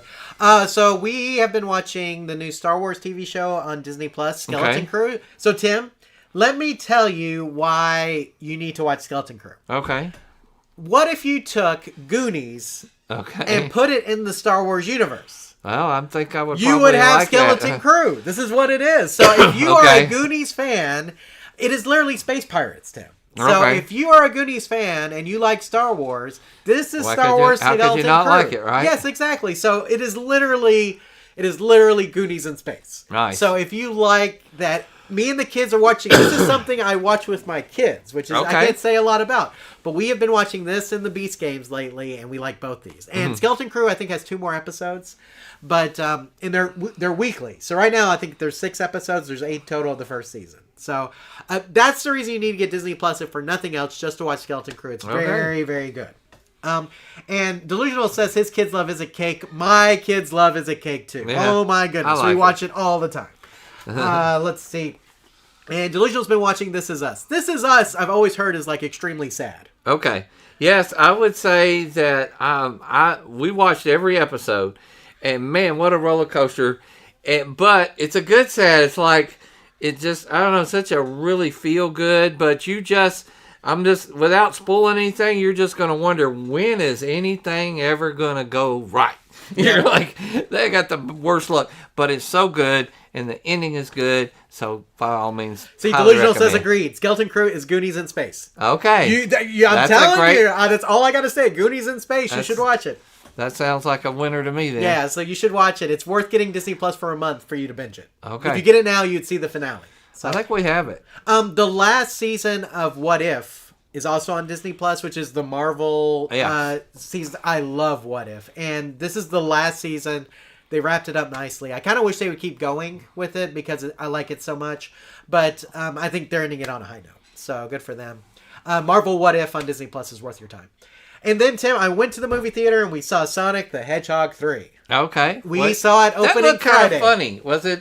Is it one of them kids movie that had a lot of... Did you come to my birthday party or Yes. watch 2? Okay, so if you like Sonic the Hedgehog 1 and 2, guess what? You're going to like Sonic Sonic the 2. Hedgehog 3. Okay. You're going to like it. It's awesome. A lot of corny jokes. Yes, Well, and this is kinda Jim funny. Carrey turned up to 11. He plays Oh, two wow. different characters. He plays Robotnik and he plays Robotnik's dad. Oh, okay. Okay, so here's the thing. Jim Carrey playing two different characters, just having a blast. Nice. Okay, plus they do Sonic so well. The dialogue is so good between the characters and everything. The preview looked funny. It is really worth your funny. time. You should go to the movie theater and watch it. Tim, I don't know if you've been keeping up, but between Sonic 3 and Mufasa, they keep going back and forth in the totals. yeah. There's a fight. There's literally a box office fight between Sonic and Mufasa right now. So go support Sonic 3. Go see it. It is worth your time. It is worth going to the movie theater to see it. It has a mid-roll credit scene and an end credit scene. Okay. So you got to stay till the very end if you want to see everything. It is absolutely worth your time. Go see it. I did watch the Madden documentary you talked about. What did you think about I loved it. Isn't it That good? was Now, really interesting. were you like me, though, where you found the history parts a whole lot better than the recent stuff? Yes. Yes, Okay. once it got to the third episode, I was Right. losing a little. But that second episode was gold. And where the I was breaks, like, the history breaks are Yes. fantastic. Like, they do such a good job between 1 and 2 and 2 and 3. Was it hitting the perfect. 1 year was 95 or 96 Yes. when they couldn't make it? They're like, he's like, no, it's not good enough. Don't Yep. put it out. And Yep. they were like, okay, we're going to lose a lot of money, you know. And he's like, well, that's crap, you know. And I was like, wow. Just into, like, my son was, over the holidays, was playing Madden, and I was watching it, and I was going, man, it has really come a long way. I forget sometimes because I don't play it. But. Right, absolutely. Like, Tim, we play the WWE games. Right. So they're really WWE like that. 2K, I just got 24 for Christmas. Ah. And if you compare what I played wrestling game-wise to Right. what we play now, oh my goodness, it's amazing. Moana 2, Delusional's asking about. So, did we talk about that last time? Y'all watched it. Yeah, You went to okay. it, yeah. I think last time we talked about it. You We liked did it. see it. It's not Moana 1. Okay, Moana 1 is better. This is good. Moana 1 is great. Like, Right. the music is great. Like, everything about that movie is perfect. Moana 2 is good. Okay? It is entertaining. Watch it on video. Yeah, I mean, Right. if you've seen everything at the movie theaters and you're like, I want to go see something else, go see it. So, like, if you've seen Sonic 3, then Moana 2 may be a good movie to see after that. You know, I mean, it's not as good as what you get with, like I said, Moana 1. It's not as good as Inside Out 2, which was another one that came out this year. It's probably on par with, like, a Despicable Me 4 Garfield movie to me, but still worth your time if you're a Moana fan. And Okay. my daughter loves the first one. So, Well, I mean, then we had to see it. But, Yeah, you had to. but yeah, it's worth your time. Go to the movie theater, check it out. It's going to be interesting what go to the movies here in 5 years when Holly's that age, right? Yeah, exactly. It So will be you get all funny. the kid movies, you start to appreciate kid movies a lot. Like when they put the good humor in there, once you have to go all the time. Delusional says he still needs to catch up on What If. Yeah. Now that it's over, you can see them all. So you can binge them Okay. all. The thing about What If is that they're short. They're like 20 minutes each, 25 minutes each. Those are nice. Boom, boom, boom, boom, boom. Right? You just get through 'em. Let's see. Delusional says I'll wait for Disney Plus on Moana 2. That's probably better. Or on demand if you're once it comes. I think it may already. Is it on demand yet? No, it's Maybe not. I noticed Wicked is already on demand. Wicked came out on Christmas on demand, and It's my like sister $20, bought it isn't it? already. Okay. And I have not even seen it. I haven't and either. We've seen the musical. Me and Okay. my wife have gone. We went to Fair Park in Dallas, and we saw the musical. So we're already familiar with the music. We already know it. So I'm probably gonna love it. It's just a matter of getting around to see it. And we may end up watching it here soon, just cause. Did you see it? No, I was really wanting to go see it, and I don't dislike musicals, but they're like, it's a musical, it's a song every 2 minutes. It is. That's what they were saying. It's like, it's a legit lot of singing. And so I was like, I don't mind some singing, but if it's... Do you like The Greatest Showman? Yes. Then you'll like it. Yeah, so I will that's what say that. thought. I mean, that's the closest thing I can give you to it, but this is even more production than that. Right. So, let's see. Delusional says, recently watched Home Alone with my youngest over Christmas. She loved it.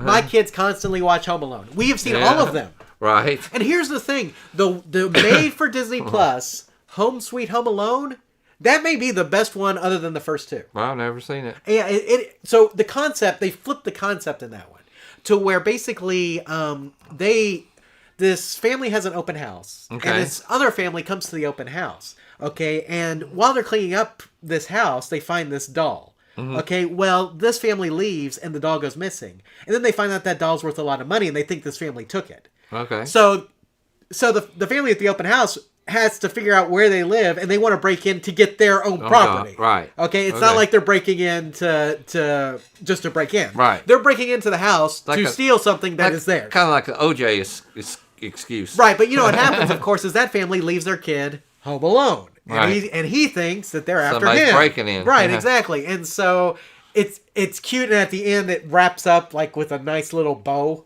And that's actually worth your time. So Home Sweet Home Alone is probably the third best Home Alone movie behind 1 and 2. Okay. So, and we've seen them all. Okay. My son is partial to 3 because the kid is named Alex in that one, which is my son's name. 4 is okay. 4 is like they're trying to redo 1 and 2, which I'm not a fan of. So I mean, but we literally watched them all. 8-Bit Christmas is fantastic. Yes, Delusional says 8-Bit Christmas we watch every Christmas. Yeah, we saw that last year. I haven't seen it this year. I need to watch it again. 8-Bit Christmas is so fun. So we watch. It has now become like every year. Yeah, it's in every year. It's in the rotation with Polar Express, The Grinch, Jingle All the Way. We watched again, which is one of my favorites. Let's see, Home Alone 2, all the time. The best Christmas pageant ever, which I talked about going to the theater to see, is now out on demand, and you can watch it that way too. And that is worth your time for sure. It'll probably come out to Max or something soon, I bet. So, okay, I think we're done. I think so. Is there anything you want to see this coming year that's coming out? Nothing, just you know, I don't know. What is there something in? So I can tell you the kids' movie. So Dogman comes out on my son's birthday. Okay. We have read all the Dogman books. Sure. Okay, those so are popular. Son's birthday, Dogman. My birthday is the Minecraft movie. Okay. And so we may do a thing for the Minecraft movie. It's got Jack Black in it. Have you seen it? Yeah. I haven't seen it. That is coming out in 2025, and that looks really good. I was trying to... I can show you all the stuff. I kind of want to see Mufasa. I'm not a huge Lion King fan, but I kind of want to see it. But I don't. I may wait for Disney Plus. So I don't know. I was trying. Have you seen the Carry On Netflix? Have you seen that movie? No. I wanted to see that one too. It's like a Die Hard style. I did see that. I saw the advertisement, but I didn't even put it on watch list. So Encore's Arcade says Superman. Have you seen the trailer for Superman? That looks good. That's on the list. Yeah, for sure. See that. Let's go to the movies and see. Absolutely. Superman looks great. Let me see what else we got here. I'm looking at the list. This is all January stuff. I don't know what Marvel stuff is coming out. I was kind of wondering about that. I'll have to look. Oh, Captain America Brave New World is coming out on Valentine's Day. Okay. That looks interesting. Yeah, it's got Harrison Ford in it. You know, so we may see that. Let's see. I'm just looking here. That's all I got. I will say this. Not a fan of the live action remakes from Disney. Oh, okay. Like the only one that I watched Aladdin, and that was okay. Like the Lion King. Lion King's wasn't that good. I was about to say. I'm just not a fan of those. Snow White looks terrible. Can I say that? It looks awful. So I do want to see Moana though. The Moana live action remake with Dwayne Johnson looks awesome. Maybe. Okay. Alan says Nosferatu is great. I have heard good things. I know it's vampire, a little bit more adult. People have said it's really good. Delusional says 8-Bit Christmas is a new Christmas story for a new generation. Yes, it's a Christmas story. Yeah. I got my Nintendo in 1990. Right. Which is, after they came out. But anybody see Red 1? I did not see Red 1. It's on Prime Video right now. You can watch it for free. See it. That's the one with Dwayne Johnson and Santa Claus gets kidnapped. Yeah. So, okay. I think we're going to wrap it up there. Anything else you want to say, Tim, before we leave? No, thank you, everybody. I hope you have a wonderful New Year. I hope you had a good last year. I hope that, if nothing else, you made through it. And so, I think it was a good year for us, but I can see there was definitely some challenges. It sucked for us. Yeah. I'm glad to be in 2025. I mean, obviously, I'm still dealing with trees falling and roofs leaking and all that kind of stuff. 2024 was hard. Glad to be past it. Let's go on 2025, Tim. Let's make this the best year ever. So that's what I'm saying. So anyway, good night, everybody. Thanks for being with us tonight. We'll see you in February for the next live show. Take care. Have a great January. If you need us in the meantime, again, questions at arcaderepairtips.com or text us. Leave us a voicemail. We'll be happy to get back to you. Take care, everybody. Night. Happy New Year, everybody. Happy New Year. We're out.